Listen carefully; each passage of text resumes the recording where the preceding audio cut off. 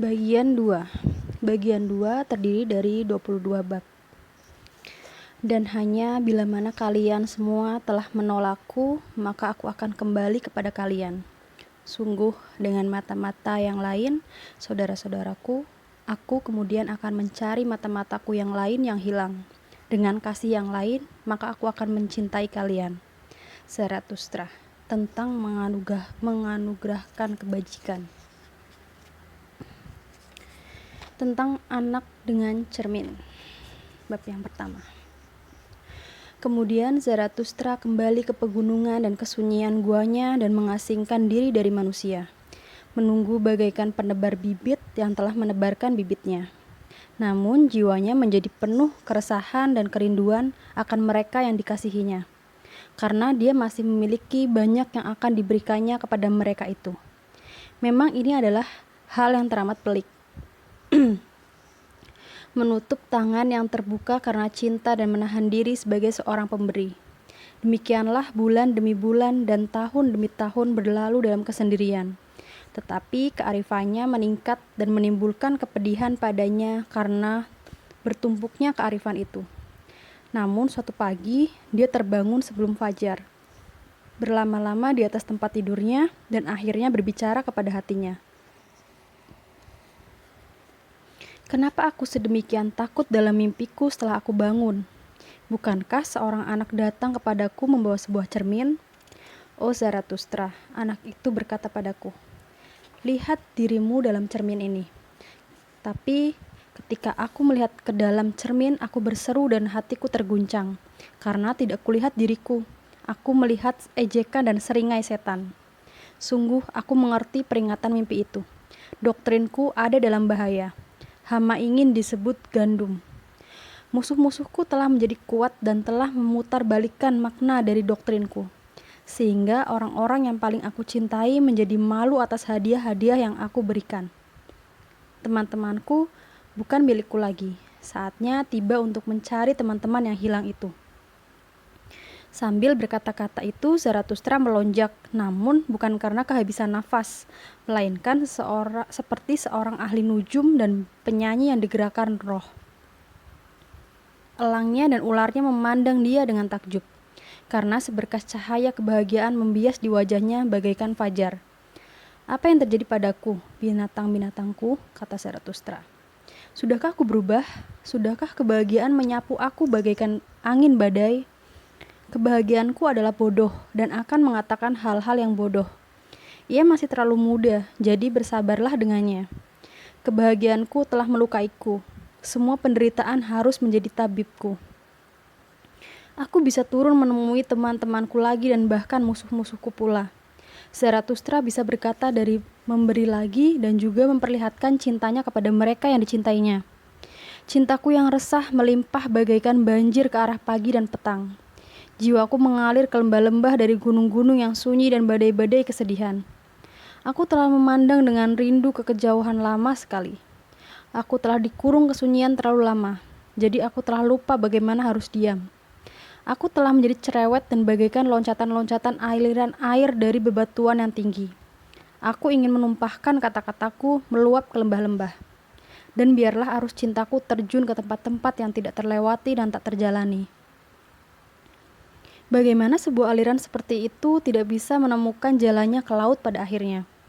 Tentu ada danau di suatu tempat dalam diriku, suatu danau yang tersembunyi, dengan sumber airnya sendiri. Tetapi aliran cintaku menariknya ke bawah, ke laut. Aku mendapat cara-cara baru, suatu bahasa baru telah merasukiku. Seperti semua pencipta, aku telah menjadi bosan dengan bahasa-bahasa lama. Rohku tidak lagi ingin berjalan dengan telapak yang usang. Semua ucapan mengalir terlalu lambat bagiku. Aku melompat ke dalam kereta perangmu, badai. Dan bahkan engkau aku lecut dengan sumpah serapahku. Aku ingin berlayar menyeberangi laut-laut, lebar bagaikan satu pekikan dan satu seruan kegembiraan. Sampai aku temukan kepulauan bahagia di mana teman-temanku menunggu. Dan semua musuhku pun mereka bersama. Betapa aku ingin mencintai siapapun asal aku bisa bicara padanya. Musuh-musuhku pun adalah bagian dari kebahagiaanku. Dan bila mana aku ingin menaiki kudaku yang paling galak, tombakkulah yang paling baik membantuku naik. Tombak itu adalah abdi yang selalu siap membantu kakiku. Tombak itu yang aku lempar ke arah musuh-musuhku. Betapa terima kasihku pada musuh-musuhku karena akhirnya aku bisa melempar tombakku pada mereka. Ketegangan awanku sangatlah besar. Antara derai tawa, kilat, aku ingin melemparkan hujan batu es ke dalam-dalamnya. Dadaku bergejolak keras, sekuat tenaga dadaku akan menembuskan tompanya ke atas gunung-gunung, demikian itu ia akan memperoleh kepuasan.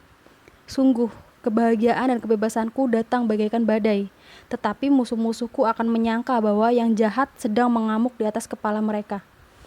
Ya, bahkan sekalipun teman-temanku akan takut terhadap kearifanku yang liar, dan barangkali kalian akan lari darinya bersama dengan musuh-musuhku. Ah, seandainya aku tahu bagaimana membujuk kalian agar kembali dengan alunan seruling gembala. Ah, jika saja singa betinaku, kearifan, tahu bagaimana meraung dengan lembut. Demikianlah kita telah demikian banyak belajar satu sama lain. Kearifanku yang liar menjadi hamil di gunung-gunung yang sunyi. Di atas batu-batu yang kasar dia melahirkan anaknya yang muda, yang termuda. Kini dia berlarian melintasi gurun yang kejam dan mencari padang rumput yang tebal. Kearifanku yang liar, yang terkasih. Pada padang rumput yang lembut di hati-hati kalian, teman-temanku, pada cinta kalian dia ingin menidurkan anaknya yang tersayang. Demikian kata Zarathustra. Bab selanjutnya di Kepulauan Bahagia. Buah-buah ara berjatuhan dari pepohonan. Mereka itu indah dan manis, dan selagi mereka jatuh, kulit mereka yang merah itu pecah. Aku bagaikan angin utara bagi buah-buah ara yang masak itu. Demikianlah bagaikan buah-buah ara. Ajaran-ajaranku ini jatuh kepada kalian, sobat-sobatku. Kini minumlah airnya dan makanlah dagingnya yang manis itu. Di mana-mana, kini musim rontok dan langit cerah dan lepas tengah hari. Lihat kemakmuran di sekeliling kita, dan nikmatnya memandang laut di kejauhan dari tengah-tengah segala kelimpahan ini. Pernah kalian katakan, Tuhan, ketika kalian memandang laut-laut yang jauh itu. Tapi kini aku telah ajari kalian mengatakan manusia unggul. Tuhan adalah sebuah dugaan, tetapi aku ingin dugaan kalian tidak lebih kuat dari kehendak cipta kalian. Bisakah kalian ciptakan Tuhan? Jadi jangan katakan apa-apa lagi tentang Tuhan-Tuhan. Tetapi sudah pasti kalian bisa ciptakan manusia unggul. Barangkali bukan kalian sendiri, saudara-saudaraku, tetapi kalian bisa mengubah diri kalian menjadi leluhur dan moyang manusia unggul. Dan jadikanlah ini ciptaan kalian yang paling indah. Tuhan adalah sebuah dugaan, tapi aku ingin dugaan kalian dibatasi oleh kenalaran. Bisakah kalian menalarkan Tuhan? Biarlah kehendak pada kebenaran memberikan ini kepada kalian, bahwa segalanya akan diubah menjadi kenalaran manusiawi.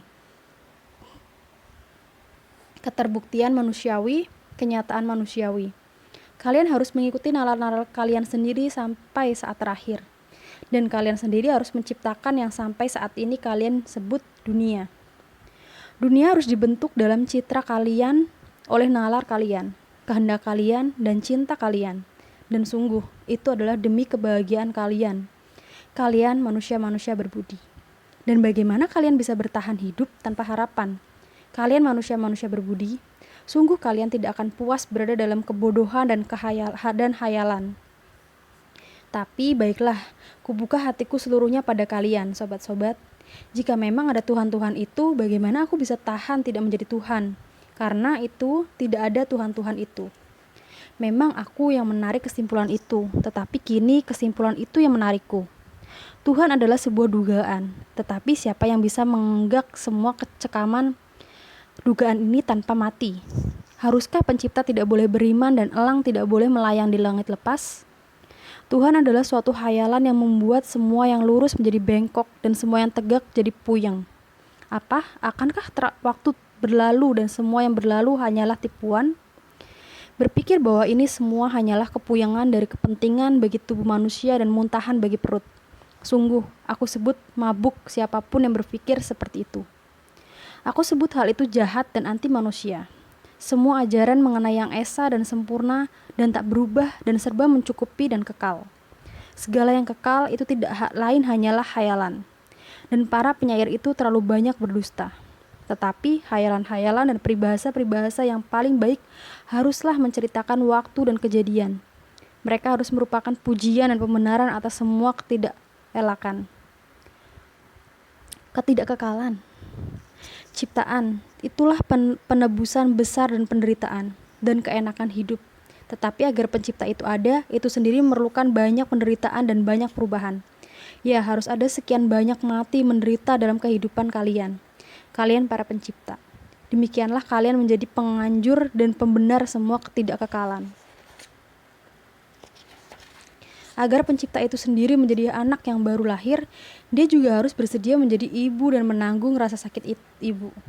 Sungguh aku telah menjalani kehidupanku melewati 100 jiwa dan melewati 100 buayan dan rasa sakit melahirkan. Aku telah mengalami banyak perpisahan. Aku tahu rasanya saat-saat akhir yang menyedihkan. Tapi itulah kemauan dari kehendak kreatifku, takdirku, atau aku katakan dengan lebih jujur, kehendakku justru menghendaki takdir yang seperti itu. Semua perasaan memberati diriku dan berada dalam penjara. Tetapi kehendakku selalu datang kepadaku sebagai pembebasku dan pembawa kegembiraanku. Berkehendak itu memerdekakan. Itulah doktrin sejati dan kehendak dan kebebasan. Demikianlah Zarathustra mengajarkan pada kalian. Tidak lagi berkehendak dan tidak lagi mengevaluasi dan tidak lagi mencipta. Hendaknya kemalasan besar ini terjauhkan selamanya dariku. Juga dalam mengetahui dan memahami, aku merasakan kesenangan kehendakku dalam melahirkan dan menjadi. Dan jika ada kepolosan dalam pengetahuanku itu adalah karena adanya kehendak untuk melahirkan di dalamnya. Kehendak itu membujukku meninggalkan Tuhan dan dewa-dewa, karena apa yang mau dicipta bila dewa-dewa itu ada. Tetapi lagi dan lagi, kehendak kreatifku yang bersemangat itu mendorongku kepada manusia. Demikianlah palu diarahkan kepada batu. Kalian para manusia, aku melihat satu gambaran terpampang dalam batu, gambaran dari visi-visiku. Gambaran itu terpampang dalam batu yang paling keras, paling jelek. Kini paluku berdentang keras memukul penjaranya. Pecahan bertebangan dari batu itu. Apa gunanya bagiku? Aku katakan karena sebuah bayangan mendatangiku. Sesuatu hal yang paling senyap, paling ringan mendatangiku. Keindahan manusia unggul datang padaku bagaikan sebuah bayangan. Saudara-saudaraku, apa gunanya dewa-dewa itu bagiku kini? Demikian kata Zarathustra. Bab selanjutnya tentang yang penyayang. Sobat-sobatku, sobat kalian ini telah mendengar ucapan yang mengejek. Lihatlah Zarathustra. Bukanlah kita seakan-akan mendatangi sekelompok binatang, tetapi alangkah baiknya kalau dikatakan seperti ini. Manusia berbudi yang mendatangi manusia-manusia lain itu sama saja mendatangi binatang-binatang. Manusia berbudi menyebut manusia itu sendiri, binatang dengan pipi merah. Bagaimana bisa seperti itu? Tidakkah itu karena manusia sudah terlalu sering harus merasa malu? Sobat-sobatku, demikian ini kata-kata manusia berbudi. Malu, malu, malu, itulah sejarah umat manusia. Dan karena itu manusia mulai bertekad tidak akan mempermalukan manusia-manusia lain. Dia bertekad untuk merasakan malu itu di hadapan semua penderita. Sungguh aku tidak menyukai mereka itu. Para penyayang yang berbahagia dalam perasaan sayang mereka. Mereka itu tidak mempunyai rasa malu. Jika aku mesti memiliki rasa sayang, aku tidak mau disebut penyayang. Dan jika aku menyayangi, maka lebih baik aku lakukan dari jauh. Dan jika aku lebih suka menundungi kepalaku dan lari sebelum aku dikenali, lakukanlah seperti itu pula sobat-sobatku. Hendaknya aku ditakdirkan bertemu dalam melintasi jalanku hanya dengan orang-orang yang seperti kalian, tidak bersedih dan menderita, dan orang-orang yang dengan mereka itu aku bisa memiliki harapan dan makanan dan madu bersama-sama. Sungguh telah aku lakukan ini dan itu bagi yang menderita, tetapi selalu terasa bagiku bahwa telah aku lakukan hal-hal yang lebih baik bila mana aku bisa lebih menyenangkan diriku sendiri. Sepanjang kehidupan umat manusia, manusia kurang menyenangkan dirinya sendiri. Hanya itulah saudara-saudaraku, dosa asal kita. Dan bila kita tahu bagaimana menyenangkan diri kita sendiri, maka kita akan tahu pula bagaimana agar kita tidak menyakiti manusia-manusia lain dan menimbulkan kejahatan pada umumnya. Karena itu aku cuci tanganku setelah tanganku itu menolong seorang penderita, dan dengan demikian aku menjadi dan Dengan demikian aku bersihkan jiwaku. Karena aku melihat penderitaan menderita, dan karena aku melihatnya maka aku merasa malu karena dia malu. Dan ketika aku menolongnya, maka aku benar-benar melukai hatinya. Kewajiban-kewajiban besar tidak membuat manusia berterima kasih, malah membuatnya kesal. Dan jika sebuah kebaikan kecil tidak dilupakan, maka itu akan menjadi ulat yang menggerogot. Bertanggunglah menerima. Hormati seseorang dengan menerima darinya. Demikianlah aku nasihati mereka yang tidak memiliki sesuatu pun untuk diberikan. Namun aku adalah seorang pemberi. Aku rela memberi sebagai teman kepada teman-teman. Tetapi orang-orang asing dan yang miskin boleh memetik buah-buahan dari pohonku untuk diri mereka sendiri, sehingga dengan cara itu tidak terlalu mempermalukan. Namun para peminta-minta harus dimusnahkan semua. Benar, menjengkelkan memberi kepada mereka dan menjengkelkan tidak memberi kepada mereka. Demikian pula para pendosa dan nurani jahat. Percayalah sobat-sobatku, sengatan nurani mengajar orang untuk menyengat. Tetapi yang paling jelek adalah pikiran-pikiran picik. Sungguh, lebih baik berbuat jahat ketimbang berpikir picik. Sungguh kalian akan berkata bersenang-senang dalam kejahatan picik mencegah kita melakukan kejahatan-kejahatan besar. Tetapi di sini orang tidak harus meminta dicegah. Perbuatan jahat itu seperti luka bakar. Ia gatal dan menggelitik dan akhirnya memecah. Ia berbicara dengan jujur. Lihatlah, akulah penyakit. Demikian kata perbuatan jahat. Itulah kejujuran. Tetapi pikirkan picik berpikir bagaikan kanker. Ia merayap dan bersembunyi dan tidak mau memperlihatkan diri dimanapun, sampai seluruh tubuh sudah membusuk dan mati oleh kanker-kanker kecil. Tetapi aku membisikkan nasihat ini ke telinga dia yang dirasuki oleh setan. Lebih baik engkau membangkitkan setanmu. Di situ pun ada jalan kebesaran bahkan bagimu.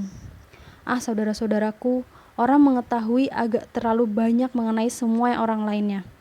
Dan banyak orang yang telah menjadi transparan bagi kita masih saja tidak bisa kita duga hatinya untuk waktu lama.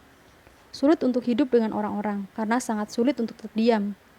Dan kita sangat tidak adil, bukan terhadap dia yang tidak kita sukai, melainkan terhadap dia yang tidak ada urusan sama sekali dengan kita.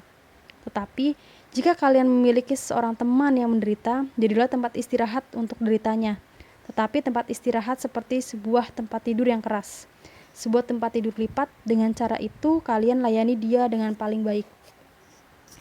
Dan seandainya teman kalian itu melakukan suatu kesalahan, maka katakan, aku maafkan engkau apa yang engkau perbuat padaku. Tetapi kalau itu engkau lakukan terhadap dirimu sendiri, bagaimana bisa aku maafkan itu? Demikian itu kata semua cinta besar. Ia mengatasi baik maaf maupun rasa kasihan. Orang harus berpegang teguh kepada hatinya, karena bila ia melepaskannya, betapa cepatnya ia akan kehilangan kepalanya. Ah, di manakah di dunia terdapat ketololan-ketololan yang lebih besar ketimbang yang terdapat pada orang yang penyayang. Dan di dunia ini, apa yang telah menimbulkan lebih banyak penderitaan ketimbang ketololan-ketololan orang yang penyayang. Terkutuklah semua pecinta yang tidak bisa membuang belas kasihnya. Demikian dulu setan berkata padaku, bahkan Tuhan memiliki neraka.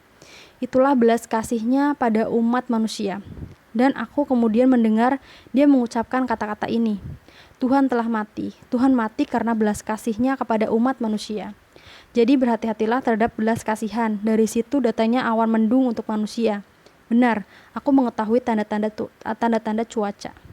Tetapi ingat-ingat juga kata-kata ini. Semua cinta agung itu lebih tinggi daripada belas kasihan, karena ia hendak mencipta apa-apa yang dicinta. Aku berikan diriku kepada cintaku, dan tetanggaku sebagai diriku.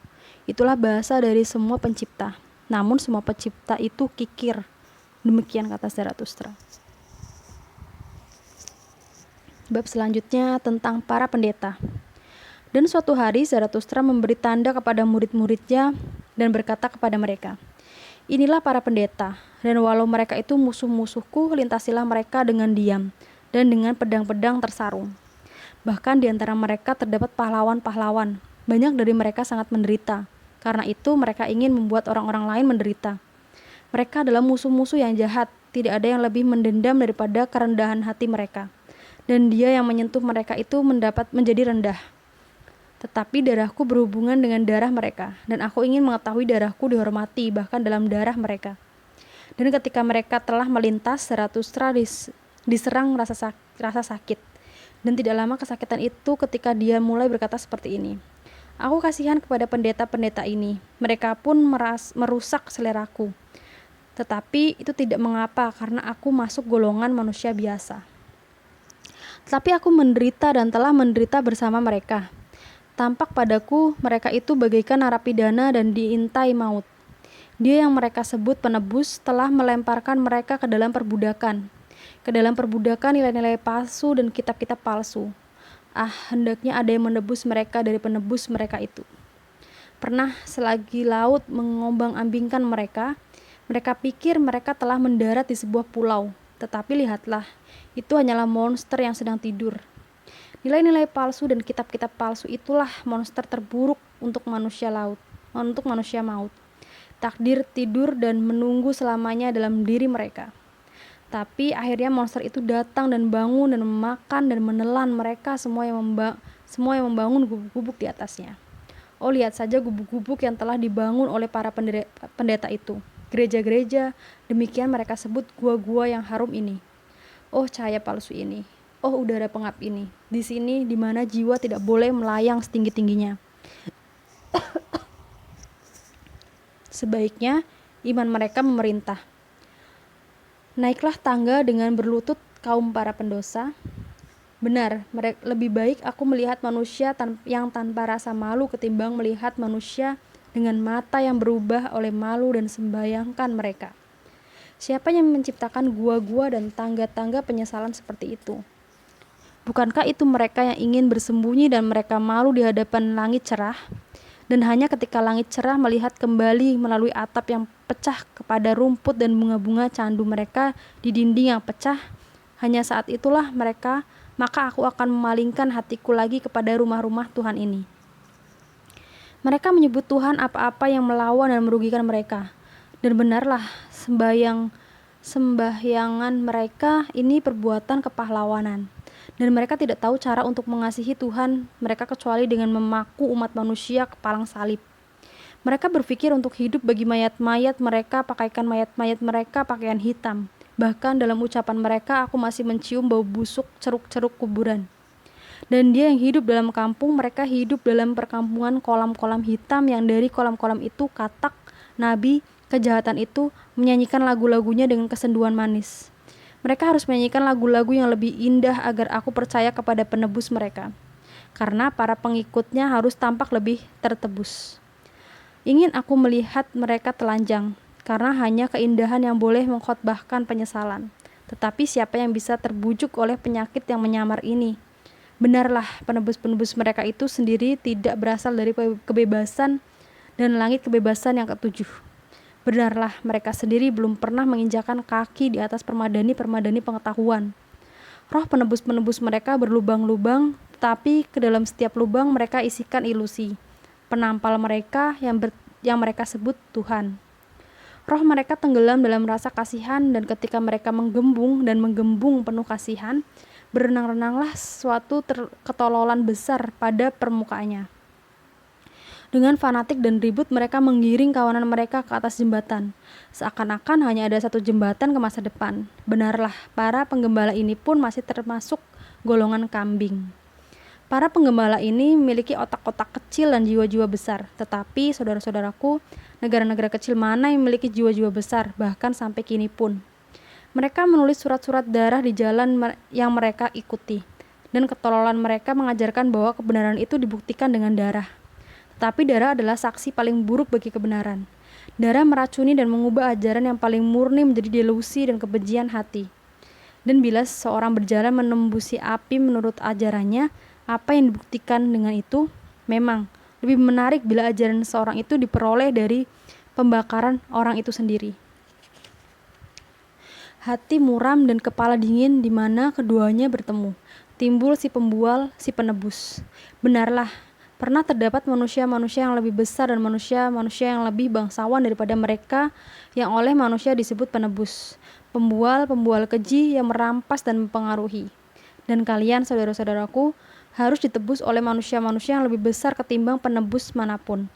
Jika kalian ingin menemukan jalan kebebasan, namun belum pernah ada manusia unggul, aku pernah melihat mereka keduanya telanjang. Manusia terbesar dan manusia terkecil itu. Mereka masih sangat mirip satu sama lain. Benarlah, aku bahkan mendapati manusia terbesar terlalu manusiawi. Demikian kata Zarathustra. Bab selanjutnya tentang yang bajik. Orang harus berbincang bagai guru dan kilat kepada indera-indera yang lemah dan tidur.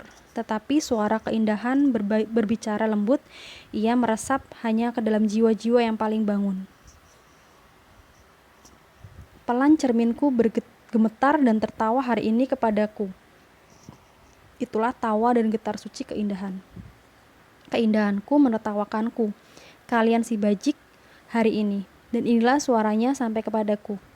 Mereka juga ingin dibayar. Kalian ingin juga dibayar, kalian si bajik. Apakah kalian ingin imbalan untuk kebajikan dan surga untuk dunia dan kekekalan untuk harimu sekarang? Dan apakah sekarang kalian marah kepadaku karena aku ajarkan bahwa tidak ada pemberi imbalan dan tidak ada juga juru bayar? Dan benarkah aku bahkan tidak mengajarkan bahwa kebajikan itu membawa imbalan? Ya, inilah kesedihanku. Imbalan dan hukuman telah didustakan ke dalam dasar-dasar hal dan kini bahkan ke dalam dasar-dasar jiwa-jiwamu. Kalian si bajik. Tapi kata-kataku seperti moncong seekor babi hutan akan mencabik dasar jiwa-jiwa kalian. Kalian akan membuatku sebuah bajak. Semua rahasia hati kalian akan dibukakan dan bila mana kalian berbaring dimakan ulat dan hancur di sinar matahari, maka kepalsuanmu akan dipisahkan dari kebenaranmu. Karena inilah kebenaran kalian. Kalian terlalu murni untuk kotoran kata-kata pembalasan, hukuman, imbalan, tebusan. Kalian cintai kebajikan kalian seperti ibu mencintai anaknya. Tetapi bilakah diceritakan mengenai seorang ibu yang ingin dibayar untuk cintanya itu? Kebajikan kalian adalah diri kalian yang tersayang. Nafsu cincin dan ada dalam dirimu. Untuk bertemu dengan dirinya kembali, setiap cincin berusaha melingkarkan dirinya menuju dirinya sendiri. Dan setiap karya dari kebajikan kalian adalah bagaikan sebuah bintang yang mati. Cahayanya akan terus-menerus berjalan dan bilakah ia berhenti berjalan? Demikianlah cahaya dari kebajikan kalian masih akan terus berjalan bila mana tugasnya telah selesai. Walau ia dilupakan dan mati, sinar cahayanya masih terus hidup dan berjalan. Bahwa kebajikan kalian adalah diri kalian dan bukan sesuatu yang asing, suatu kulit, suatu penutup, itulah kebenaran dan dasar jiwa-jiwa kalian. Kalian si bajik. Tetapi memang terdapat mereka yang bagi mereka itu kebajikan adalah rontaan-rontaan ketika dilecut, cemeti, dan kalian terlalu banyak mendengarkan tangisan mereka itu. Dan dengan orang-orang lain, kejahatan-kejahatan mereka menjadi malas dan mereka menyebutnya kebajikan. Dan begitu kebencian dan kecemburuan mereka meregang diri untuk beristirahat, keadilan mereka menjadi hidup dan menggosok-gosok matanya yang mengantuk. Dan terdapat orang-orang yang ditarik ke bawah, setan-setan mereka menarik mereka itu. Tetapi semakin dalam mereka menggenggam, semakin berpendar cahaya-cahaya mata mereka dan kerinduan mereka kepada Tuhan mereka. Astaga, tangisan mereka pun sampai ke telinga kalian, kalian si bajik. Bila aku tidak berhasil menjadi sesuatu itulah bagiku Tuhan dan kebajikan. Dan terdapat orang-orang yang berjalan berat dan berderit, seperti gerobak-gerobak membawa bebatuan turun bukit. Mereka hanya membicarakan kehormatan dan kebajikan. Rem mereka itu mereka sebut kebajikan. Dan terdapat orang-orang lain yang bagaikan jam-jam rumah tangga yang sudah diputar. Mereka berulang-ulang berdetak dan menghendaki orang-orang menyebut detak-detak itu kebajikan. Sungguh aku sudah bergembira dengan semua ini. Dimanapun aku temukan jam seperti itu, akan aku putar pernya dengan keejekanku. Biarlah mereka berdentang sekalian berdetak. Dan orang-orang lain yang angkuh atas kebenaran mereka yang sedikit itu dan demi itu melakukan kejahatan keji atas segala hal. Sehingga dunia tenggelam dalam ketidakbenaran mereka.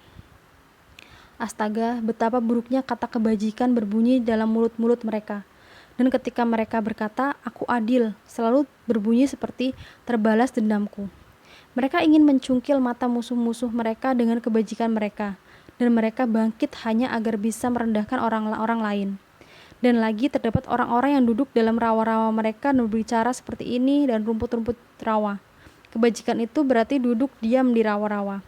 Kami tidak menggigit siapapun dan menghindari siapapun yang ingin menggigit. Dan dalam segalanya kita simpan pendapat yang diberikan kepada kita. Dan lagi, terdapat orang-orang yang suka memasang gaya dan berpikir kebajikan itu semacam gaya.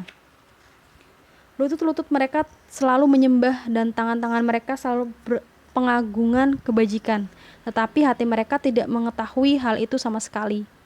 Dan lagi, terdapat orang-orang yang menganggap suatu kebajikan kalau berkata kebajikan itu perlu. Tetapi pada dasarnya mereka hanya percaya bahwa polisi itu perlu.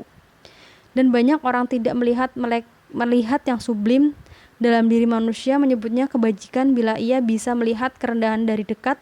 Dengan demikian dia menyebut matanya yang cabul itu bajik. Dan sebagian orang ingin diagungkan dan ditinggikan dan menyebutnya kebajikan. Dan yang lain-lainnya lagi ingin dijatuhkan dan menyebut hal itu juga kebajikan. Dan dengan cara itu hampir setiap orang berkeyakinan kuat bahwa dia berpartisipasi dalam kebajikan. Dan paling sedikit dia menegaskan bahwa dia adalah pakar dalam masalah baik dan jahat. Tetapi Zarathustra tidak datang untuk berkata kepada para pendusta dan tolol ini, apa yang kalian ketahui tentang kebajikan? Apa yang kalian ketahui tentang kebajikan? Tidak, dia datang kepada kalian, sobat-sobatku, agar kalian menjadi bosan terhadap semua kata-kata yang kalian pelajari dan dari para orang bodoh dan pendusta. Dan agar kalian bosan terhadap kata-kata pahala tebusan, hukuman, pembalasan suci. Agar kalian bosan mengatakan sebuah perbuatan itu baik bila tidak mementingkan diri sendiri. Sobat-sobat, bahwa diri kalian sendiri bertindak sebagaimana tindakan ibu terdapat dalam anaknya. Biarlah itu menjadi pedomanmu untuk kebajikan. Benarlah, aku telah merampas diri kalian 100 pepatah dan permainan-permainan tersayang dari kebajikan-kebajikan kalian. Dan kini kalian marahi aku seperti anak-anak yang marah. Mereka sedang bermain di tepi laut. Kemudian datanglah sebuah gelombang dan menghanyutkan semua barang-barang mainan mereka ke dalam laut. Kini mereka menangis.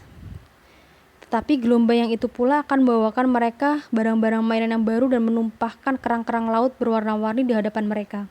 Demikianlah mereka akan terhibur, dan kalian pun sobat-sobat akan seperti mereka, memperoleh hiburan kalian pula dan kerang-kerang laut warna-warni yang baru. Demikian kata Zarathustra. Bab selanjutnya tentang rakyat jelata. Kehidupan adalah air mancur kegembiraan, tetapi di mana para jelata juga minum, semua sumur menjadi teracuni. Aku mencintai semua yang bersih, tetapi aku tidak suka melihat mulut-mulut menyeringai dan kehausan dari orang penyakitan. Mereka merentang mata mereka ke dalam sumur, dan senyum mereka menjijikan memantul kepadaku dari sumur itu. Mereka telah meracuni air suci itu dengan kerakusan mereka. Dan ketika mereka menyebut impian-impian mereka yang kotor itu kebahagiaan, mereka meracuni kata-kata itu pula. Nyala api tidak mau menyulut ketika mereka mendekatkan hati mereka ke api. Roh itu sendiri menggelegak dan berasap bila mana para jelata mendekati api. Buah tumbuh masam dan busuk dalam tangan-tangan mereka. Pohon buah menjadi goyah dan layu puncaknya bila mana mereka pandangi. Dan banyak orang yang berpaling dari kehidupan sebenarnya berpaling dari para jelata. Mereka tidak ingin berbagi sumur dan api dan buah dengan para jelata itu.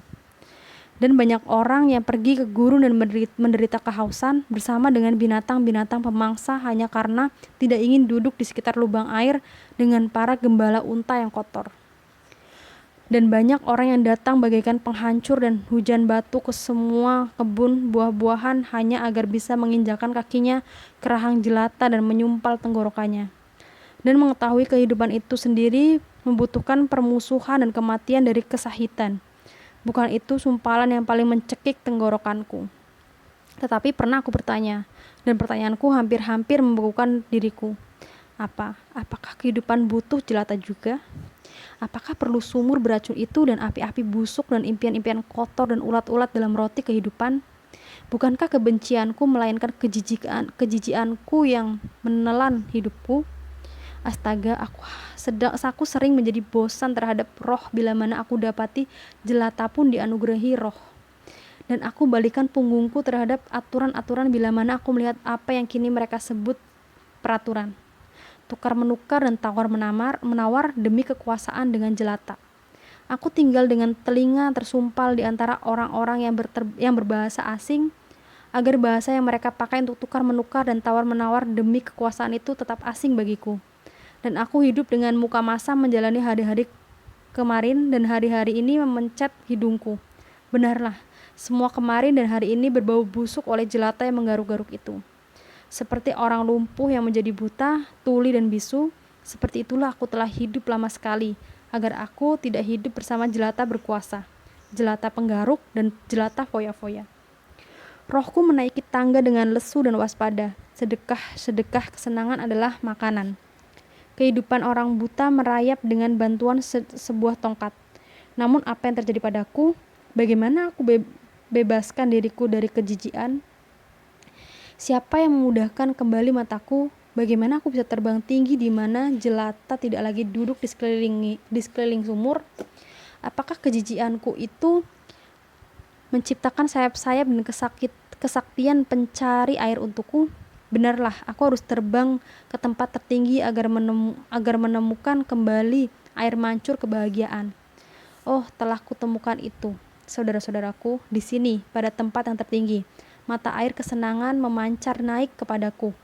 Dan di sini adalah kehidupan yang tidak terdirguk oleh gerombolan jelata itu bersamaku. Engkau menggelak ke atas terlalu deras, mata air kesenangan, dan dalam keinginanmu mengisi mangkuk, engkau sering mengosongkannya lagi. Dan aku masih harus belajar mendekati kamu dengan lebih bijak. Masih juga hatiku menghambur padamu terlalu deras. Hatiku yang dibakar musim panasku, satu musim panas yang pendek, panas, sendu, terlalu riang. Betapa hati musim panasku merindukan kesejukanmu. Lenyap sudah kekeringan mata airku, lenyap sudah kedengkian serpi-serpi saljuku di bulan Juni. Telah menjadi musim panas aku sepenuhnya, dan tengah hari musim panas. Musim panas pada ketinggian tertinggi dengan mata air dingin dan kesenyapan yang nyaman. Oh, datanglah sobat-sobatku, agar kesenyapan ini menjadi lebih nyaman lagi. Karena inilah ketinggian kita dan rumah kita hidup terlalu tinggi dan terlalu berani. Di sini bagi semua manusia kotor dan kehausan mereka. Namun arahan mata kalian ke dalam sumur kebahagiaanku, sobat-sobat, kalian tidak akan suramkan gemerlapnya. Ia akan menertawakan engkau dengan kemurniannya. Kita bangunkan sarang kita di atas pohon masa depan, alang-alang, dan membawakan kita makanan dengan paruh-paruh mereka. Sungguh makanan yang tidak akan bisa kita makan bersama manusia-manusia kotor. Mereka akan mengira mereka memakan api dan mulut-mulut mereka terbakar. Sungguh kita tidak menyediakan tempat di sini untuk manusia-manusia kotor. Tubuh-tubuh dan jiwa mereka akan menyebut kebahagiaan kita gua es. Jadi biarlah kita hidup di atas mereka bagaikan angin-angin teguh, bertetangga dengan elang-elang, bertetangga dengan salju, bertetangga dengan matahari. Demikianlah angin kuat itu hidup. Dan seperti angin, maka aku satu hari akan bertiup di antara mereka, dan dengan semangatku merampas nafas dan semangat mereka. Demikianlah masa depanku menentukan hal itu. Benarlah, Zarathustra adalah sebuah angin kuat bagi semua dataran. Dan dia menawarkan nasihat ini kepada musuh-musuhnya dan kepada semua sembur dan ludah. Hati-hatilah, jangan meludah melawan angin. Demikian kata Zarathustra. Lihat, bab selanjutnya tentang tarantula. Lihat, inilah gua tarantula. Inginkah engkau melihat tarantula? Tarantula itu, disinilah tergantung jaringnya. Sentuhlah dan goyangkan. Inilah dia datang dengan jinak. Salam, hai tarantula. Segitiga dan simbolmu terpatri hitam pada punggungmu, dan aku pun tahu apa yang terpatri dalam jiwamu. Balas dendam terpatri dalam jiwamu. Sebuah kerak hitam tumbuh di bekas gigitanmu. Dengan dendam, racunmu membuat jiwa puyeng. Demikianlah aku bicara pada kalian dengan perumpamaan-perumpamaan. Kalian yang membuat jiwa puyeng, kalian pengkhotbah persamaan. Kalian adalah tarantula-tarantula dan pedagang-pedagang dendam tersembunyi. Tetapi aku akan segera menerangi tempat persembunyian kalian. Karena itu aku semburkan tertawa ketinggianku ke wajah-wajah kalian. Aku tarik jaring kalian agar kemarahan kalian membawa kalian keluar dari gua dusta-dusta kalian, dan balas dendam kalian meloncat keluar dari balik perkataan keadilan kalian. Karena hendaknya manusia dibebaskan dari kungkungan-kungkungan balas dendam. Itulah jembatan menuju harapanku tertinggi dan sebuah pelangi setelah badai berkepanjangan. Tetapi tentu saja, tarantula-tarantula tidak menghendaki yang demikian itu, bahwa dunia menjadi penuh dengan badai-badai balas dendam kita. Itulah yang justru akan kita sebut keadilan. Demikianlah mereka berbicara sesamanya. Kita akan menjalankan balas dendam dan keganasan kepada semua yang tidak sama dengan kita. Demikianlah hati-hati tarantula saling berjanji dan kehendak pada persamaan. Hanya itulah yang harus disebut kebajikan.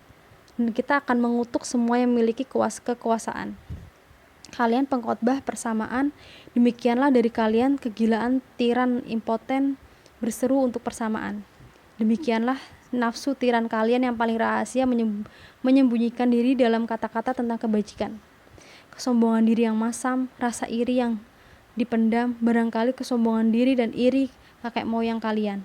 Semua itu menyembur dari kalian bagaikan sebersit api dan kegilaan balas dendam. Apa yang disembunyikan oleh bapak diungkapkan oleh anak, dan aku sering mendapati bahwa anak adalah rahasia bapak yang terbuka. Mereka mirip manusia-manusia yang terilhami, tetapi bukanlah hati yang mengilhami mereka, hanyalah balas dendam.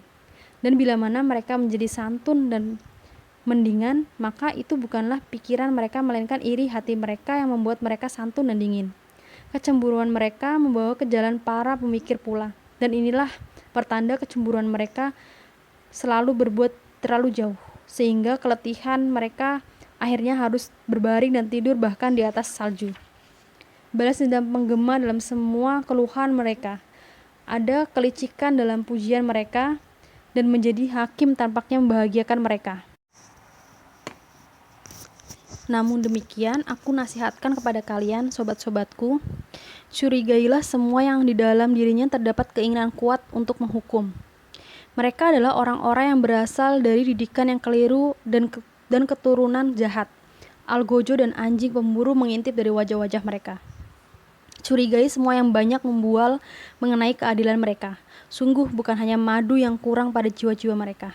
Dan bila mana mereka menyebut diri yang baik dan yang adil, jangan lupa bahwa mereka itu sudah menjadi golongan Farisi dan hanya kekurangan satu hal, kekuasaan. Sobat-sobatku, aku tidak ingin keliru digolongkan ke dalam golongan orang lain atau dianggap sebagai suatu padahal tidak demikian. Ada orang-orang yang mengkhotbahkan doktrin ke kehidupanku, namun pada saat yang sama mereka adalah pengkhotbah persamaan dan tarantula-tarantula. Bahwa mereka memuji kehidupan mereka, para laba-laba beracun ini, walau mereka duduk dalam gua-gua mereka dengan menghadapkan punggung mereka kepada kehidupan. Itu karena mereka hendak mencelakai dengan memuji kehidupan.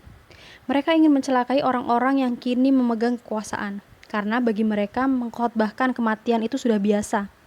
Jika keadaan berbeda, maka para tarantula itu pun akan mengajarkan yang berbeda, dan justru mereka itulah yang tadinya merupakan pemfitnah dunia dan pembakar orang-orang murtad yang terbaik. Aku tidak ingin keliru digolongkan bersama dengan pengkhotbah persamaan ini, atau dianggap sebagai salah satu dari mereka. Karena keadilan berbicara seperti ini kepadaku, umat manusia itu tidak sama, dan umat manusia itu tidak boleh menjadi sama. Buat apakah aku mencintai manusia unggul jika aku berkata yang lain dari itu? Umat manusia harus terus berjalan ke masa depan, melintasi 1000 jembatan dan titian, dan harus terjadi lebih banyak dan lebih banyak lagi peperangan dan ketidakadilan di antara mereka. Demikian itulah yang diinginkan cintaku yang besar itu agar aku katakan. Mereka harus menjadi pembuat emblem-emblem dan hantu-hantu dalam permusuhan mereka, dan dengan emblem-emblem dan hantu-hantu mereka melakukan perperangan tertinggi. Baik dan jahat, kaya dan miskin, mulia dan licik, dan semua nama kebajikan. Semua itu harus menjadi senjata-senjata dan simbol-simbol nyaring bahwa kehidupan harus mengatasi dirinya berulang-ulang. Kehidupan ingin mendudukkan dirinya tinggi-tinggi dengan tiang-tiang dan tangga-tangga. Ia ingin memandang ke kejauhan dan kecermerlangan dunia yang menggairahkan. Itulah sebabnya maka ia harus tinggi. Dan karena ia memerlukan ketinggian, ia memerlukan tangga dan perkelahian antara tangga dengan mereka yang ingin menaikinya. Kehidupan ingin mendaki, dan dalam mendaki ia mengatasi dirinya. Dan lihatlah saja, sobat-sobatku, di sini di tempat gua tarantula terdapat reruntuhan sebuah kuil. Lihatlah pada reruntuhan itu dengan mata yang terang.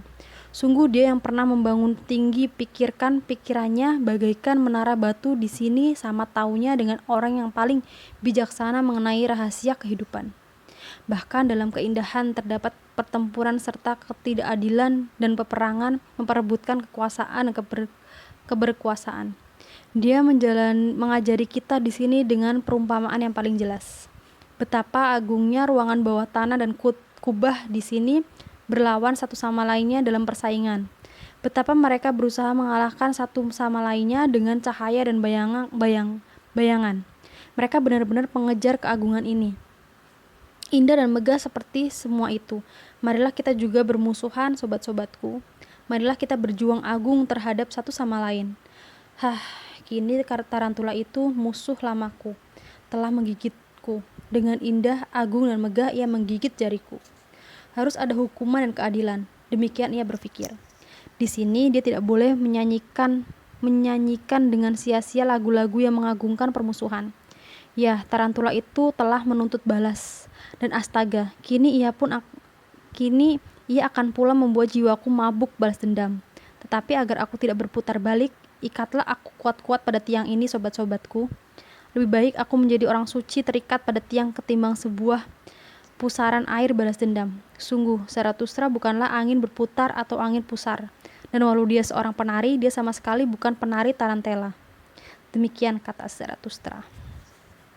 Bab selanjutnya tentang filsuf-filsuf masyhur. Kalian telah menuruti rakyat dan tahayul-tahayul rakyat. Kalian filsuf-filsuf masyhur. Kalian tidak menuruti kebenaran. Padahal justru untuk itulah maka mereka menghormatimu. Dan untuk itu pula lah mereka membiarkan kalian takjub dengan penghormatan mereka. Karena itu adalah guyonan dan selingan bagi mereka. Demikianlah si tuan menuruti kemauan para budaknya dan bahkan menikmati kekurangan ajaran mereka. Tetapi dia yang dibenci orang-orang seperti serigala, dia dibenci oleh anjing-anjing. Dialah semangat merdeka, musuh belenggu kafir dan penghuni hutan-hutan. Mengusirnya dari gua persembunyian orang-orang selalu menyebut itu memiliki rasa kepantasan. Mereka selalu menerjangkan anjing-anjing mereka yang bergigi tajam kepadanya. Karena pada rakyatlah tempatnya kebenaran. Celakalah dia yang mencari-cari. Demikianlah yang berlaku sejak semula. Kalian berusaha membenarkan rakyat dalam penghormatan mereka. Itu kalian rebut kehendak pada kebenaran. Kalian filsuf-filsuf masyhur. Dan hati kalian selalu berkata pada dirinya, aku datang dari rakyat. Suara Tuhan pun datang padaku dari mereka. Kalian telah selalu bengal dan licik, seperti keledai sebagai penasihat rakyat. Dan banyak orang berkuasa yang ingin dihargai oleh rakyat memasang di muka kuda-kudanya seekor keledai kecil, seorang filsuf masyhur.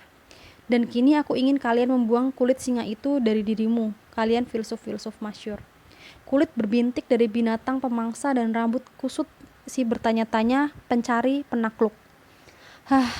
Agar aku belajar mempercayai keaslianmu, kalian mula-mula harus menghilangkan kehendakmu untuk memuja. Asli, demikianlah aku sebut dia yang pergi ke gurun-gurun jahanam dan telah menghancurkan hatinya yang memuja. Dalam pasir kuning yang dibakar oleh matahari, barangkali dia memandang berkedip-kedip kehausan pada pulau-pulau yang terisi dengan mata air di mana makhluk-makhluk hidup bersantai di bawah pohon rindang. Tetapi kehausannya ini tidak memaksanya untuk menjadi seperti binatang-binatang yang kesenangan ini. Mereka di mana terdapat oase terdapat pula berhala-berhala. Lapar, galak, sendiri, tak bertuhan. Begitulah yang diinginkan kehendak singa. Bebas dari kebahagiaan budak-budak, ditebus dari dewa-dewa dan kewajiban memuja. Tanpa takut dan tiada gentar, besar dan sendiri, begitulah kemauan manusia asli itu. Manusia-manusia asli, roh-roh merdeka selalu berdiam di gurun sebagai penguasa-penguasa gurun, tetapi di kota-kota berdiam para filsuf yang kekenyangan binatang-binatang menarik. Karena mereka selalu sebagai keledai-keledai menarik gerobak rakyat. Bukan karena aku berang dan mereka sehubungan dengan itu. Namun mereka tetap saja merupakan abdi-abdi dan binatang-binatang kendalian. Bahkan walaupun mereka berkilatan dengan perhiasan-perhiasan emas. Dan sering mereka tadinya adalah abdi-abdi yang baik dan terpuji. Karena kebajikan itu berkata begini, jika engkau mesti menjadi abdi, maka carilah kepada siapa engkau bisa mengabdi paling baik. Roh dan kebajikan Tuhan kalian akan semakin sejahtera karena kalian menjadi abdi-abdinya. Demikianlah maka kalian sendiri pun akan menjadi sejahtera karena kebaikan dan kebajikan Tuhan kalian. Dan benarlah kalian para filsuf masyhur, kalian abdi-abdi dari rakyat. Kalian sendiri telah menjadi sejahtera dengan roh dan kebajikan rakyat, dan rakyat telah menjadi sejahtera berkat kalian. Untuk kehormatan kalianlah maka aku katakan ini. Tetapi bahkan dalam kebajikan kalian masih tetap berasal dari rakyat. Dari rakyat dengan mata-mata mereka yang setengah buta, dari rakyat yang tidak mengetahui apa roh itu. Roh adalah kehidupan yang sendirinya menempa kehidupan. Melalui pukulannya sendiri ia meningkatkan pengetahuannya. Sudahkah kalian ketahui itu? Dan ini adalah kebahagiaan roh untuk diberkati dan disucikan dengan air mata sebagai binatang korban. Sudahkah kalian ketahui itu? Dan kebutaan manusia buta dan pencariannya dan raba-rabanya akan merupakan bukti dari kekuatan matahari yang ditentangnya. Sudahkah kalian ketahui itu? Dan manusia berbudi akan belajar membangun bersama gunung-gunung. Masalah kecil bagi roh untuk memindahkan gunung-gunung. Sudahkah kalian ketahui itu? Kalian hanya mengetahui percikan api roh, tapi tidak kalian lihat landasan tempa yang ada adalah roh itu. Tidak kalian lihat juga ganasnya palunya. Sebenarnya kalian tidak mengetahui kebanggaan roh, tetapi bahkan kalian tidak bisa menanggung kerendahan hati roh bila mana ia sudi berbicara. Dan kalian belum pernah berani untuk melemparkan roh kalian ke dalam lubang salju. Kalian belum cukup panas untuk itu. Demikianlah maka kalian tidak mengetahui kegairahan dan kedinginan itu. Tetapi dalam segalanya kalian berbuat secara yang terlalu remeh kepada roh. Dan kalian sudah sering menjadikan kebijaksanaan itu rumah miskin dan rumah sakit untuk penyair-penyair buruk. Kalian bukanlah elang-elang, maka kalian tidak pula mengetahui kegemaran roh menghadapi ketakutan besar. Dan dia yang bukan burung janganlah berumah di atas jurang. Kalian hangat-hangat, tetapi semua pengetahuan yang mendalam itu mengalir dingin. Sumur-sumur roh yang terdalam itu sedingin es. Suatu kesegaran bagi tangan-tangan panas dan penangan panas. Kalian berdiri di sana anggun dan kaku, dan dengan punggung lurus, kalian filsuf-filsuf masyhur. Angin kuat maupun kemauan kuat tidak akan menggerakkan kalian. Belumkah pernah kalian lihat sebuah layar bergerak di atas laut, membulat dan menggempung dan bergetar di hadapan gelora angin, seperti sebuah layar bergetar di hadapan gelora roh. Kebijaksanaanku mengarungi laut, kebijaksanaanku yang liar. Tetapi kalian abdi-abdi rakyat, kalian filsuf-filsuf masyhur, bagaimana bisa kalian berpergian denganku? Demikian kata Zarathustra. Bab selanjutnya, nyanyian malam. Hari malam, kini benarlah semua mata air yang muncrat berbicara lebih keras, dan jiwaku pun adalah sebuah mata air muncrat. Hari malam, baru sekaranglah semua nyanyian para pencipta terbangun, dan jiwaku pun adalah nyanyian seorang pencinta. Sesuatu yang tak terpuaskan, tak bisa terpuaskan, berada dalam diriku, ingin berbicara. Sebuah kelaparan terhadap cinta berada dalam diriku. Ia sendiri berbicara bahasa cinta. Cahaya, itulah aku. Seandainya aku malam, tetapi inilah kesendirianku, bahwa aku dikurung oleh cahaya. Seandainya aku gelap dan buram, betapa akan aku sedot susu-susu cahaya. Dan aku berkati kalian, bintang-bintang kecil berkedip dan ulat-ulat pendar di atas, dan berbahagia dengan anugerah-anugerah cahayamu. Tetapi aku hidup dalam cahayaku sendiri. Aku teguh kembali ke dalam diriku, nyala-nyala yang meloncat dari diriku.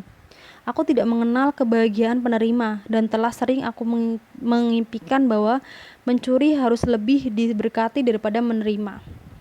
Karena kemiskinankulah, maka tanganku tidak pernah berhenti memberi.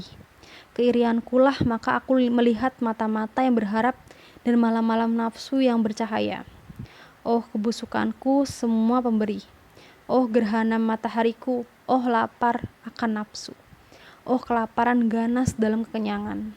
Mereka mengambil dariku, tetapi sudahkah aku sentuh jiwa-jiwa mereka? Terdapat jurang lebar antara pemberi dan penerima, dan jurang tersempit pada akhirnya harus dijembatani. Suatu kelaparan tumbuh dari keindahanku. Ingin aku merampok mereka yang aku beri. Demikianlah aku lapar akan kejahatan. Menarik tanganku ketika tangan lain pun sudah menggapainya. Bimbang, seperti air terjun yang bimbang bahkan selagi ia terjun. Demikianlah aku lapar akan kejahatan. Balas dendam seperti itulah yang diolah oleh keberlimpahanku, kedengkian melimpah dari kesendirianku. Kesenanganku dalam memberi, lenyap dalam memberi, kebajikanku menjadi bosan dengan dirinya dalam berkelimpahannya. Bahaya bagi dia yang selalu memberi adalah dia mungkin kehilangan rasa malunya. Tangan dan hati dia yang memberi tubuh mengeras karena selalu memberi. Mataku tidak lagi berlimpahan rasa malu peminta-minta. Tanganku telah menjadi terlalu kaku sehingga tidak bisa gemetar seperti tangan-tangan yang menerima. Kemanakah lenyapnya air mataku dan bunga-bunga hatiku? Oh kesendirian dari semua pemberi. Oh kesenyapan dari semua pemberi cahaya. Banyak matahari berkeliling di dalam ruang kosong. Kepada semua yang gelap mereka berbicara dengan cahaya mereka. Kepadaku mereka berdiam diri. Oh inilah rasa permusuhan. Cahaya terhadap apa-apa yang memberi cahaya. Tanpa belas ia berjalan menyusuri jalannya. Dalam kedalaman hatinya tidak adil terhadap pemberi cahaya, dingin terhadap matahari-matahari, demikianlah perjalanan setiap matahari. Bagaikan sebuah badai matahari, matahari itu terbang sepanjang jalannya. Itulah cara perjalanan mereka, mereka mengikuti kehendak yang tak tertahankan. Itulah kedinginan mereka. Oh, hanyalah kalian yang buram, gelap, menarik kehangatan dari para pemberi cahaya. Oh, hanyalah kalian yang minum susu dan kenyamanan dari puting cahaya. Ah, es di sekelilingku, tanganku terbakar oleh es. Ah, haus dalam diriku yang merindukan kehausanmu. Hari malam, ah hendaknya aku ini cahaya dan haus akan benda-benda malam dan kesendirian. Hari malam, kini kerinduanku memancar dariku bagaikan mata air sumur. Aku rindu berbicara. Hari malam, kini benarlah semua mata-mata air muncrat berbicara lebih keras, dan jiwaku pun adalah sebuah mata air muncrat. Hari malam, baru sekaranglah semua nyanyian para pecinta terbangun, dan jiwaku pun adalah nyanyian seorang pecinta. Demikian kata Zarathustra. Bab selanjutnya, lagu tarian. Suatu petang, Zarathustra sedang berjalan sepanjang hutan dengan murid-muridnya. Dan selagi dia mencari sebuah sumur, lihatlah, dia sampai kepada sebuah padang hijau yang tenang dikelilingi oleh pepohonan dan semak-semak. Dan di padang itu gadis-gadis sedang menari bersama. Segera setelah gadis-gadis itu mengenali Zarathustra, mereka menghentikan tarian mereka. Namun Zarathustra mendekati mereka dengan raut wajah bersahabat dan berbicara seperti ini.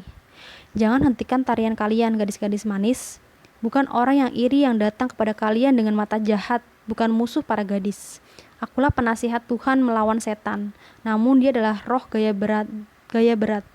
Bagaimana bisa aku memusuhi tarian agung, kalian makhluk-makhluk lincah, atau memusuhi gadis-gadis yang bertungkai elok? Memang akulah satu Tuhan dan satu malam pohon-pohon gelap. Tetapi dia yang tiada takut akan kegelapanku akan mendapati semak-semak mawar di bawah cemara-cemaraku. Dan dia pasti akan mendapati pula dewa kecil yang sangat disenangi gadis-gadis. Dia masih terbaring di samping mata air dengan matanya tertutup. Sungguh, dia telah tertidur di siang bolong, si malas. Apakah dia sudah terlalu banyak mengejar-ngejar kupu-kupu? Jangan marah padaku, penari-penari cantik. Jika aku marahi dewa kecil itu sedikit, barangkali dia akan menjerit dan menangis. Tetapi dia tampak lucu meski sedang menangis. Dan dengan air mata di matanya, dia akan meminta kalian menari, dan aku sendiri akan menyanyikan satu lagu untuk tariannya. Satu lagu tarian dan satu lagu sindiran terhadap roh gaya berat. Setanku yang tertinggi, terkuat, yang mereka bilang adalah penguasa bumi. Dan inilah lagu yang dinyanyikan Zarathustra selagi dewa cinta dan gadis-gadis itu menari bersama. Belakangan ini aku pandang matamu, oh kehidupan. Dan rasanya aku tenggelam ke dalam jurang yang tak terduga dalamnya. Tetapi engkau tarik aku dengan tali emas. Engkau tertawa mengejek ketika aku sebut engkau tak terduga. Semua ikan bisa berbicara seperti itu. Engkau berkata yang tak mereka duga adalah yang tak terduga. Tapi aku hanyalah yang terubah dan tak terjinakkan, dan dalam segalanya adalah seorang wanita dan bukan wanita yang bajik pula. Wahai kalian laki-laki, sebut aku agung atau setia, abadi, misterius. Tetapi kalian laki-laki selalu melekatiku dengan kebajikan-kebajikan kalian sendiri. Ah, kalian laki-laki bajik. Demikianlah dia tertawa. Wanita hebat ini, tapi aku tidak mempercayai dia dan tawanya ketika ia berbicara yang tidak baik mengenai dirinya. Dan ketika aku berbicara diam-diam dengan kearifanku yang liar, dia berkata kepadaku dengan marah, engkau berkehendak, engkau berkeinginan, engkau mencinta. Itulah satu-satunya alasan engkau memuji kehidupan. Kemudian aku hampir menjawab dengan marah dan mengatakan yang sebenarnya kepada kearifanku yang marah. Dan orang tidak bisa menjawab dengan lebih marah lagi ketimbang ketika dia mengatakan yang sebenarnya kepada kearifannya sendiri. Inilah kejadian sebenarnya antara kami bertiga, dan hatinya hanya mencinta kehidupan. Dan sebenarnya lah aku mencintainya terutama karena aku membencinya. Tapi bahwa aku mencintai kearifan dan sering terlalu mencintainya, itu karena dia sangat mengingatkan aku kepada kehidupan. Dia dengan matanya, tawanya, dan bahkan tangkai pancing kecilnya yang keemasan. Apa yang bisa kulakukan bila keduanya mirip benar? Dan pernah ketika kehidupan bertanya padaku, siapakah dia itu, kearifan ini? Maka aku katakan dengan riang, ah ya, kearifan. Orang haus akan dia dan tak terpuaskan. Orang memandang padanya melalui cadar. Orang menggapai padanya melalui jala-jala. Adakah dia cantik? Aku tidak tahu, tapi ikan tua yang paling pintar pun masih terpikat padanya. Dia bisa berubah dan sering aku lihat dia menggigit bibirnya dan menyisir rambutnya ke atas. Barangkali dia jahat dan culas, dan dalam segalanya masih terlalu muda. Tetapi bila mana dia berbicara tidak baik mengenai dirinya, maka justru ketika itulah dia paling memikat. Bila mana aku katakan ini kepada kehidupan, dia tertawa nakal dan memejamkan matanya. Tetapi siapakah yang kita bicarakan ini? Dia bertanya, tentang diriku tentunya. Dan jika engkau benar, akankah engkau katakan itu kepadaku bermuka-muka? Tapi kini bicarakan tentang kearifanmu pula.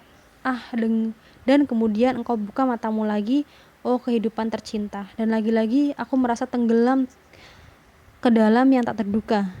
Demikianlah nyanyian Zarathustra. Tapi ketika tarian sudah berakhir dan gadis-gadis itu telah pergi, dia menjadi bersedih. Matahari telah lama terbenam. Demikian dia akhirnya berkata, padang menjadi lembab, kesejukan datang dari arah hutan-hutan. Ada sesuatu yang aneh dan asing di sekitarku, memandangku dengan merenung. Apa? Masih hidupkah engkau, Zarathustra? Kenapa? Untuk apa? Dengan apa? Kemana? Bagaimana? Bukankah dungu untuk terus hidup? Ah, sobatku, petang di dalam diriku lah yang bertanya-tanya demikian ini. Maafkan kesedihanku. Petang telah tiba. Maafkan aku bahwa hari telah menjadi petang. Demikian kata Zarathustra. Bab selanjutnya, nyanyian pemakaman.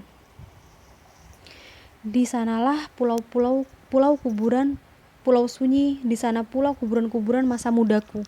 Akan kubawa ke sana karangan daun hijau abadi kehidupan. Berketetapan hati seperti ini dalam hatiku, aku arungi lautan. Oh, engkau pemandangan dan bayangan masa mudaku. Oh, kalian kejapan-japan mata cinta. Kalian saat ini indah sekejap. Betapa cepatnya kalian musnah. Hari ini aku pikirkan kalian bagaikan saudara-saudaraku yang sudah mati. Suatu harum yang sedap datang padaku dari kalian.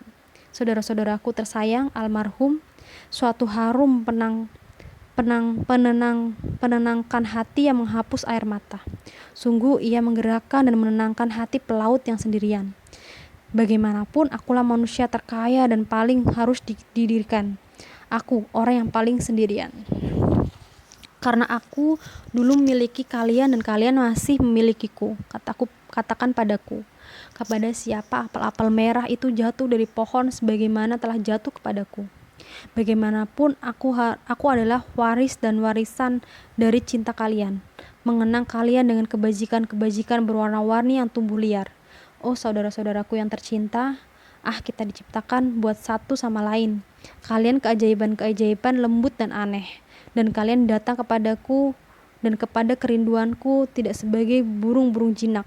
Tidak, kalian datang dengan percaya padaku yang juga mempercayai kalian. Ya, tercipta untuk setia seperti diriku dan untuk keabadian-keabadian lembut. Kini harus aku rebut kalian berdasarkan ketidaksetiaanmu. Hai, jalani kejapan-kejapan mata dan saat-saat sekejap yang indah, sedangkan belum aku temukan sebutan lain. Sungguh, kalian mati terlalu cepat. Kalian baru buronan. Namun kalian tidak lari dariku, tidak juga aku lari dan kalian. Kita sungguh polos terhadap satu sama lain dalam ketidaksetiaan kita.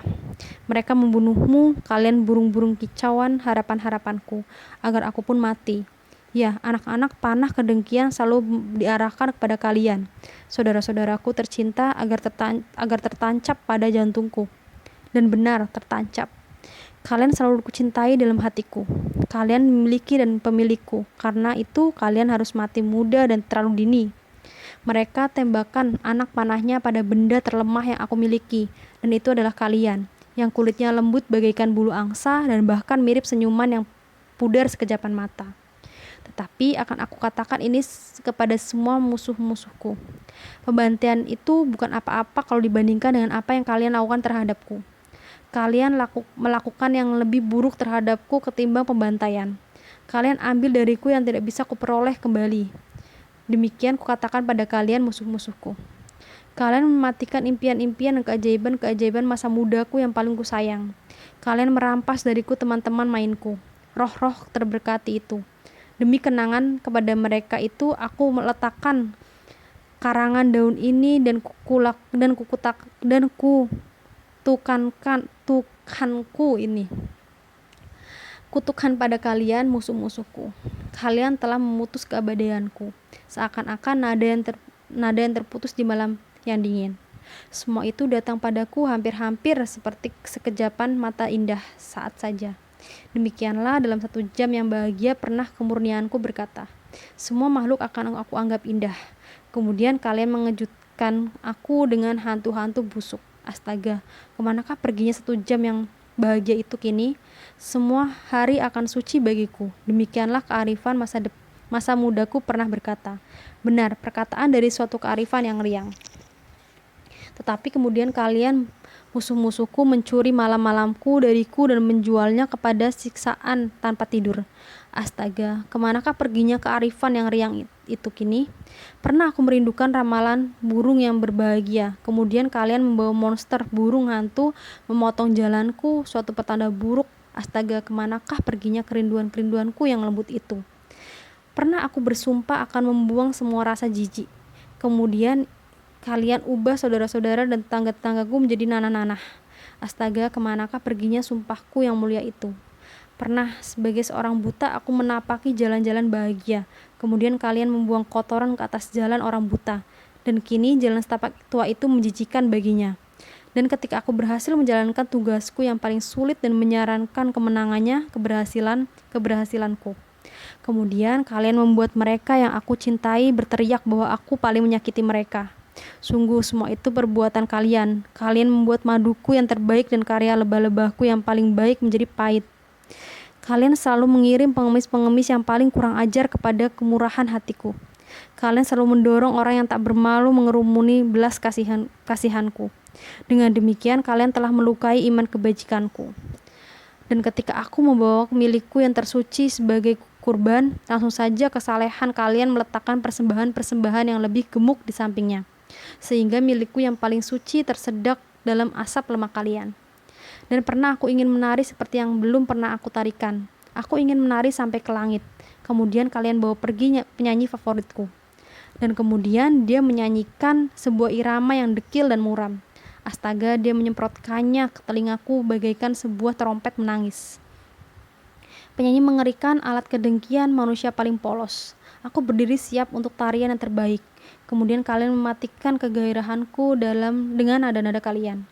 Aku tahu bagaimana mengatakan perumpamaan tentang hal-hal tertinggi yang hanya dalam tarikan. Dan kini perumpamaan tertinggiku tetap berada dalam tubuhku tak terucapkan. Harapan tertinggiku tetap tak terucapkan dan tak tercapai. Dan semua impian dan hiburan masa mudaku mati pula. Bagaimana aku menanggungkannya? Bagaimana aku menyembunyikan luka-luka seperti itu? Bagaimana aku mengatasi mereka itu? Bagaimana jiwaku bangkit kembali dari kubur-kubur ini? Ya, sesuatu yang tegar, tak terkuburkan di dalam diriku, sesuatu yang mencabik-cabik bebatuan. Itu sebuah kehendakku. Diam-diam ia melangkah dan tak berubah selama bertahun-tahun. Ia akan menapaki jalannya di atas kaki-kakiku, kehendakku itu. Berhati keras dan tegar adalah wataknya. Aku teguh hanya pada tungkai-tungkaiku. Engkau hidup di sana dan selalu sama. Hai yang paling sabar, engkau akan selalu meloncat keluar dari semua kubur.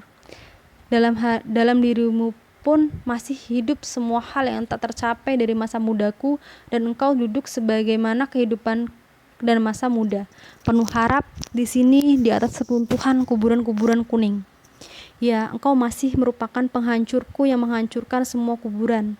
Salam kehendakku, dan hanya di mana terdapat kubur-kubur, di situ terdapat kebangkitan kembali. Demikian kata Zarathustra. Bab selanjutnya tentang mengatasi diri. Apa yang mendorong kalian dan membangkitkan gairah kalian? Kalian manusia-manusia paling bijak. Apakah kalian sebut itu kehendak kepada kebenaran?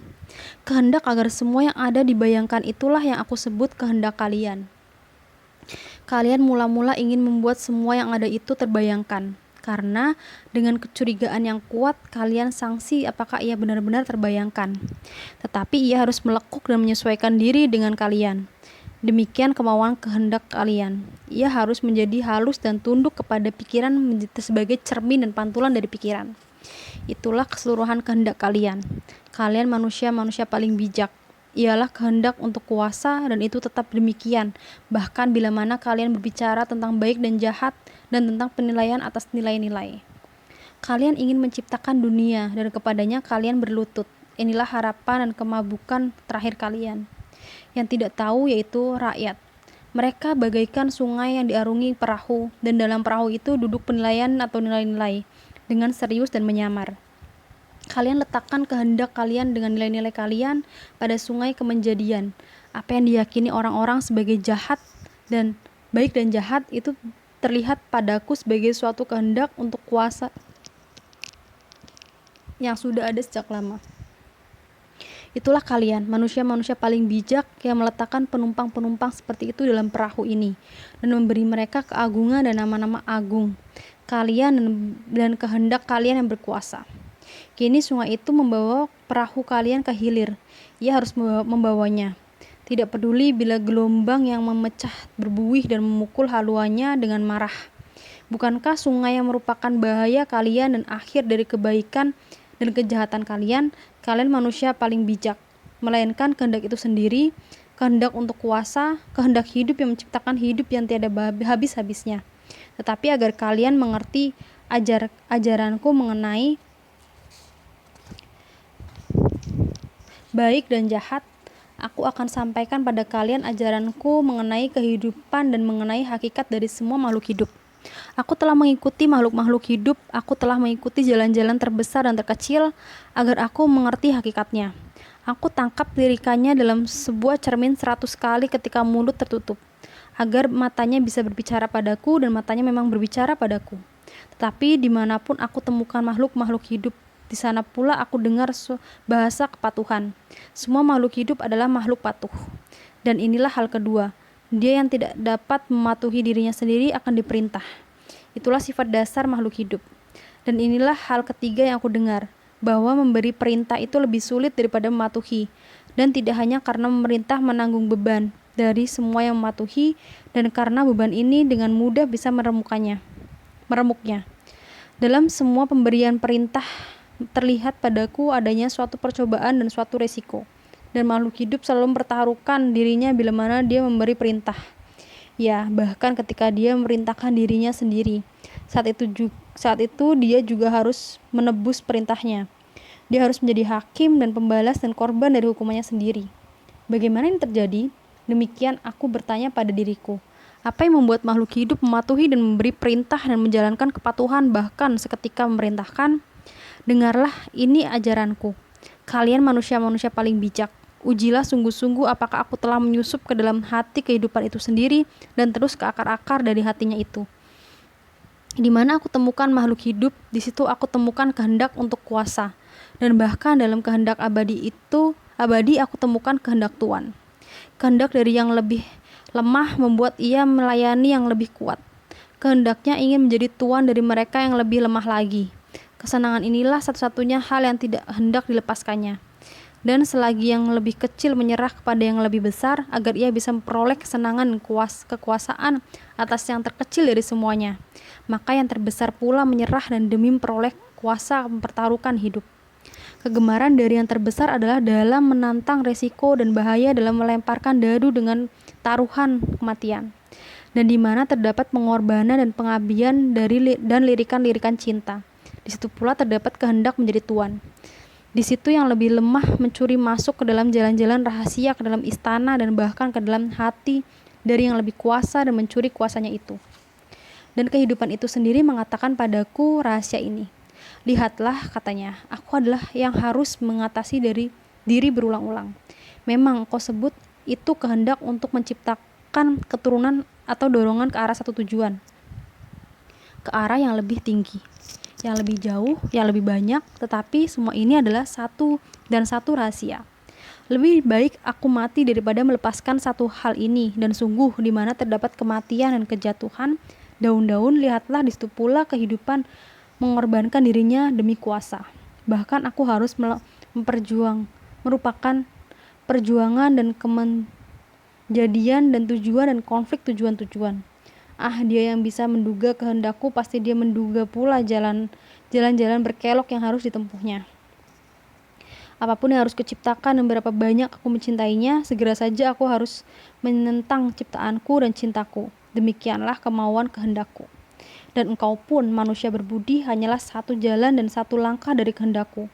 Benarlah kehendakku untuk kuasa berjalan dengan kaki-kaki dari kehendakmu kepada kebenaran. Dia menembakkan doktrin kehendak untuk eksis ke arah kebenaran tentunya tidak mengenai kebenaran kehendak ini tidak eksis. Karena apa yang tidak eksis tidak bisa berkehendak. Tetapi apa yang sudah eksis, bagaimana dia masih ingin eksis. Hanya di mana terdapat kehidupan, terdapat pula kehendak. Bukan kehendak untuk hidup, tetapi kuajarkan padamu kehendak untuk kuasa. Makhluk hidup menghargai banyak hal yang lebih tinggi daripada kehidupan itu sendiri. Namun dari penilaian ini sendiri berkata kehendak untuk kuasa. Demikianlah dulu kehidupan mengajarkan padaku, dan dengan ajaran ini aku selesaikan teka-teki dari hati-hati kalian. Kalian manusia-manusia paling bijak. Sungguh, aku katakan pada kalian, kebaikan dan kejahatan yang tak terubah tidak eksis. Terhadap mereka itu sendiri, mereka harus mengatasi diri mereka sendiri berulang-ulang. Kalian menerapkan kuasa dengan nilai-nilai kalian, doktrin-doktrin tentang baik dan jahat. Kalian para penilai nilai-nilai, dan inilah cinta tersembunyi kalian dan luapan jiwa-jiwa kalian yang gemerlap dan gemetar. Tetapi satu kuasa yang lebih besar dan satu pengatasan baru tumbuh dari nilai-nilai kalian. Telur dan cangkang, telur pecah melawan mereka. Dan dia yang harus menjadi pencipta dalam kebaikan dan kejahatan, sungguh mula-mula harus menjadi penghancur dan pelanggar nilai-nilai. Demikianlah maka kejahatan besar itu berada dalam kebaikan terbesar. Namun inilah kebaikan kreatif. Marilah kita bicarakan ini. Kalian manusia-manusia paling bijak, bahkan jika berbicara itu buruk, diam itu lebih buruk. Semua kebenaran yang didiamkan menjadi beracun. Dan biarlah segala yang bisa pecah melawan kebenaran-kebenaran kita pecahlah. Masih banyak rumah yang harus dibangun. Demikian kata Zarathustra.